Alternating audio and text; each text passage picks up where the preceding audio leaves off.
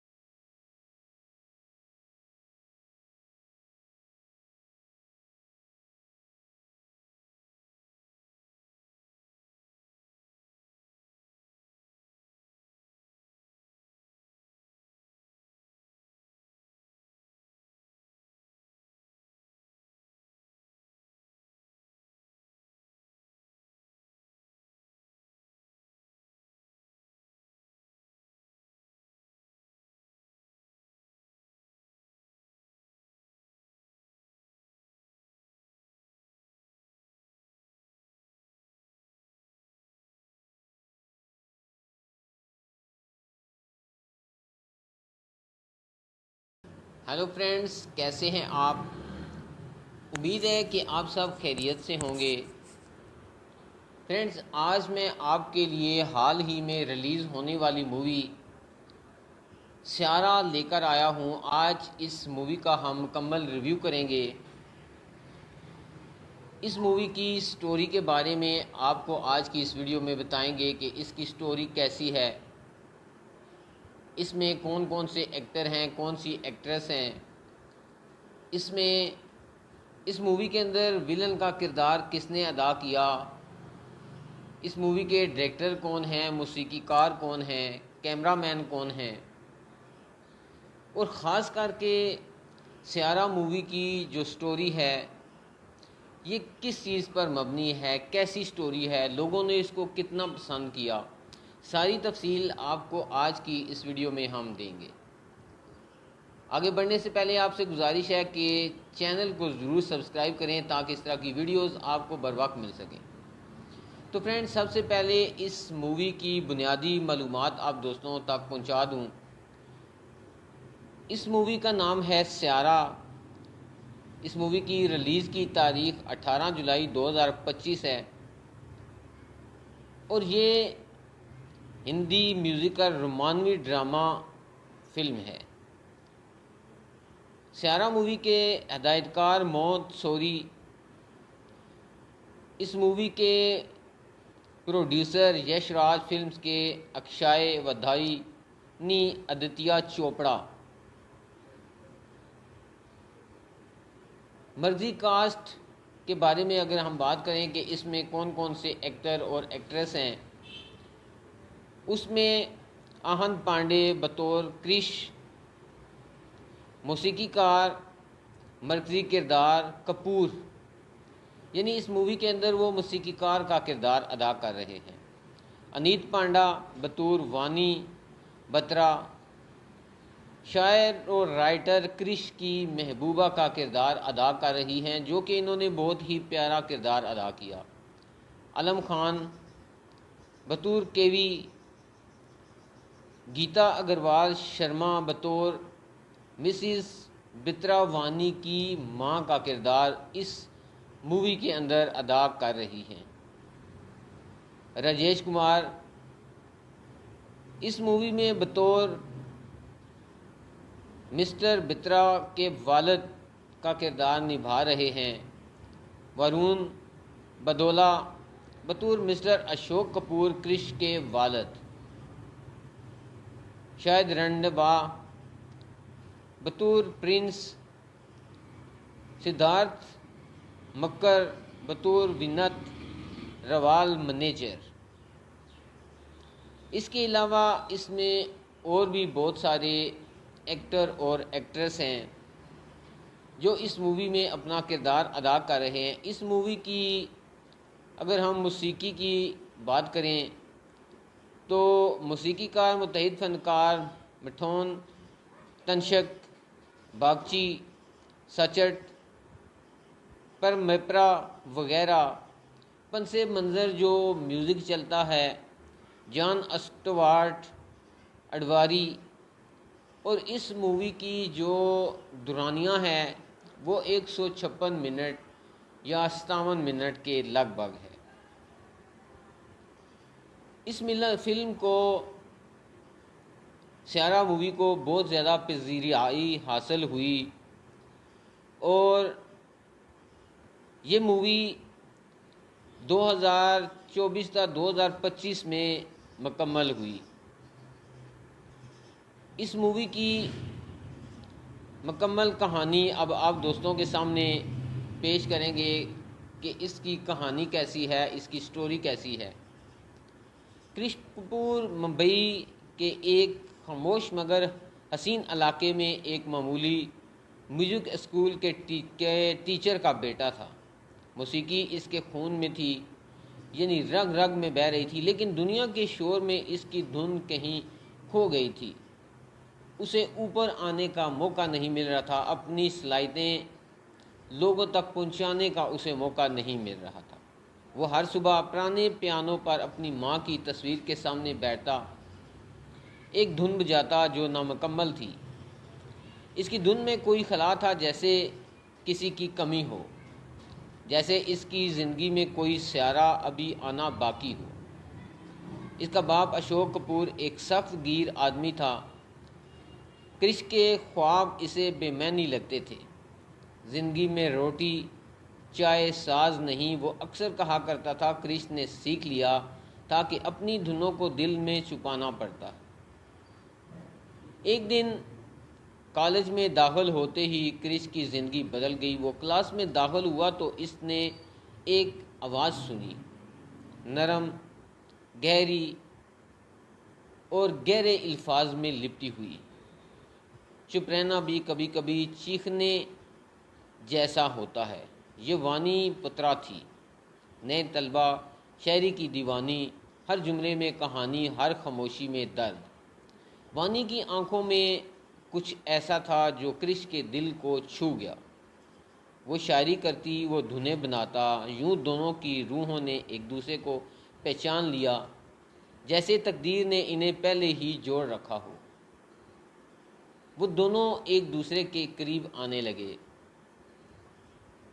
एक तरफ शायरा जो शायरी लिखती, तो दूसरी तरफ वो उसकी शायरी पर धुन बनाता।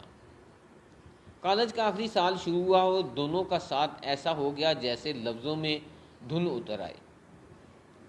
क्रिश वानी के इशार पर गाने बनाने लगा और वानी इसकी धुन को लफ्ज़ों में कैद करने लगी। वानी अक्सर कहा करती, मोहब्बत को लफ्ज़ों से नहीं, खामोशी से समझा जाता है। एक दिन वानी ने क्रिश को वो नज़म सुनाई जो बाद में इसकी कहानी का अस्तारा भी बनी।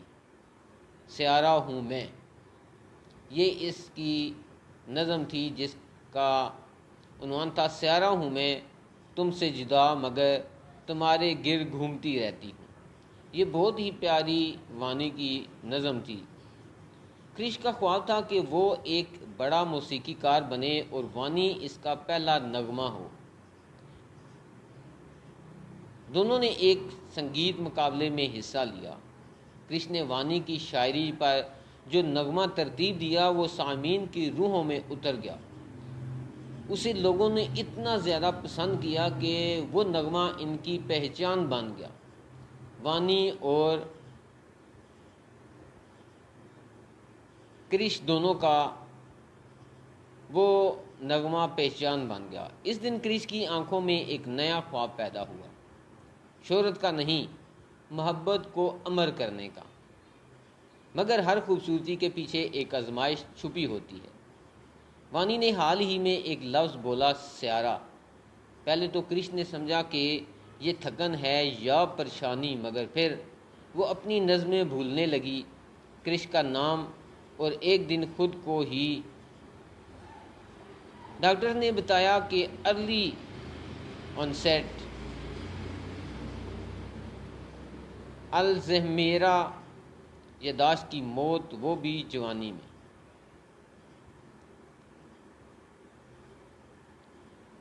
वानी अब शायरी करते करते रुक जाती थी। कभी वो एक मसरा लिखती और फिर कुछ लम्हों बाद उसे खुद पर ही हैरत होती, ये किसने लिखा। यानी उसकी एक अनजानी सी हेल्प आप कह लें, या वो जुमला लिखती थी तो उसे खुद महसूस नहीं होता था कि ये जुमला किसने लिखा। क्रिश की आंखों में परेशानी की नमी छुपाए न छुपती। वो रातें जब वो वानी को शायरी याद दिलाता, वो नज़में जो कभी इसके दिल का अक्स थी अब सिर्फ सफ़ात पर रह गई। वानी की मुस्कुराहट अब भी वैसे ही थी, मगर इसमें पहचान न थी। अब वो मुस्कुरा कर क्रिश से पूछती, हम पहले भी मिले हैं क्या। क्रिश ने मौसीकी छोड़ दी। म्यूज़िक डील्स, एल्बम्स, शूट, सब कुछ क्रिश ने छोड़ दिया। वो दिन भर वानी के साथ होता, रात को इसे वही किस्से सुनाता जिन्हें वो भूल चुकी थी। अब वानी की यानी कि यादाश्त जो थी वो सारी की सारी जा चुकी थी। वानी को कुछ मालूम नहीं था कि उसके साथ क्या हुआ। जब वो शायरी लिखती तो खुद ही लिखकर भूल जाती। फिर कृष्ण ने उसे सारी रात उसके साथ बैठता, उसको उसकी लिखी हुई नज़में, उसके लिखे हुए संगीत उसको सुनाता। डॉक्टर ने कहा वानी कुछ महीनों या सालों में मुकम्मल तौर पर पहचान खो देगी। कृष्ण ने सर झुकाकर सिर्फ इतना कहा, मैं चाहता हूँ कि वो हर दिन मेरे साथ गुजारे, चाहे वो भूल जाए कि मैं कौन हूँ। वानी ने एक दिन कृष्ण को कहा, मैं सब भूल रही हूँ ना, तू एक काम करो, मेरी यादों की डायरी बना दो ताकि जब मैं तुम्हें ना पहचान सकूं तो मुझे पढ़ा पढ़ा सको कि मैं तुम्हें कितना चाहती थी। कृष्ण ने इसे एक नीले रंग की डायरी ला कर दी, एक नोटबुक दी। इस पर सिर्फ एक लफ्ज़ लिखा था, सियारा, क्योंकि मूवी का नाम भी सियारा है। और हर सफ़े पर इसने लिखा, ये वो दिन था जब तुमने मुझे पहली बार सियारा कहा। ये वो शाम थी जब हमने खामोशी से चाय पी थी और तुमने मेरी आंखों से नज़म लिखी थी। कृष्ण ने दोबारा म्यूज़िक स्टार्ट कर दिया, मगर अब ये शोहरत के लिए नहीं था, अब वो इसकी मोहब्बत की शक्ल थी। इसने वानी के लिए एक आखिरी गाना कंपोज किया, एक धुन जो रोती थी, सयारा जो चीखती थी, जो माजी को आवाज़ देती थी। रिलीज़ के दिन वानी को स्टेज पर लाया गया।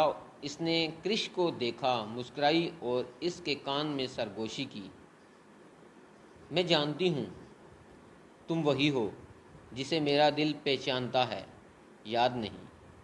वानी ने अपने आखिरी दिन कृष की गोद में गुजारा। कमरे में सन्नाटा और पसे मंज़र में वही धुन बज रही थी जो मुकम्मल हो चुकी थी। वानी ने नज़रें बंद करते हुए आहिस्ता से कहा, मैं तुम्हारी हूँ, सियारा बनकर हमेशा तुम्हारे गिर्द घूमती रहूँगी। और सांसें बंद हो गई। इस तरह वानी कृष को छोड़कर चली गई। वानी के बाद कृष कई दिन खामोश रहा। फिर एक दिन इसने दुनिया के सामने सियारा एल्बम रिलीज़ कर दिया। इसमें हर गाना, हर धुन वानी की याद थी। ये एल्बम मोहब्बत की ज़ुबान बन गई। लोग सुनते, रोते और कहते, ये मौसीकी नहीं, किसी की रूह की सदा है। यानी इतनी गहराई उस कृष के नगमों में थी, उसकी धुन में थी। कृष ने वानी के नाम से एक अदारा बनाया, सियारा फाउंडेशन। ये इदारा अल्ज़ाइमर के मरीज़ों के लिए वक्फ था। वो रोज़ मरीज़ों को मौसीकी सुनाता, इनके लिए नगमे लिखता और हर नए शख्स में वानी को ढूंढता। एक साल बाद कृष्ण ने एक महफिल में वानी के आखिरी गाने को लाइव गाया। स्टेज पर सिर्फ एक पियानो, एक आंधी और एक खामोशी। जब इसने आखिरी लाइन गाई, मैं तुम्हारा सियारा हूँ, पूरी महफिल साख थी, खामोश थी, हर कोई चौंक गया। फिर आसमान पर एक तारा टूटा। कृष्ण ने सर उठाकर देखा, ये वही है जो अब भी मेरी धुनों में जिंदा है। कृष्ण ने दोबारा कभी किसी और से मोहब्बत नहीं की। वो वानी की डायरी रोज़ पढ़ता और नए नोट शामिल करता। इसके कमरे में एक दीवार पर सिर्फ एक लाइन लिखी थी, यानी कृष के कमरे में एक दीवार के ऊपर सिर्फ एक ही लाइन लिखी थी और वो लिखा था, वो इश्क जिसे इसने अपनी रूह से जिया अब इसके लिए सबसे बड़ी सज़ा बन गया। कृष की आखिरी धुन जब दुनिया के सामने आई तो इसका नाम था सियारा। वो जो भूल कर भी याद रहती है। लोग कहते हैं क्रिश अब भी हर रात उस मुस्कुराहट में अपना अक्स ढूंढता है, कभी किसी पियानो की धुन में, कभी किसी नज़म की खामोशी में, और कभी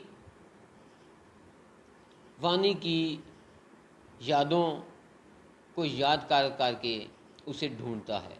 वो आज भी जीता है मोहब्बत इसकी इस सज़ा को इबादत समझकर। ये कहानी सिर्फ मोहब्बत की नहीं, ये इस लम्हे की है जब कोई सब कुछ भूल जाए मगर दिल किसी एक शख्स को हमेशा पहचानता रहे। ये थी स्यारा मुल्क फिल्म की मुकम्मल स्टोरी जो मैंने आप दोस्तों के साथ शेयर की।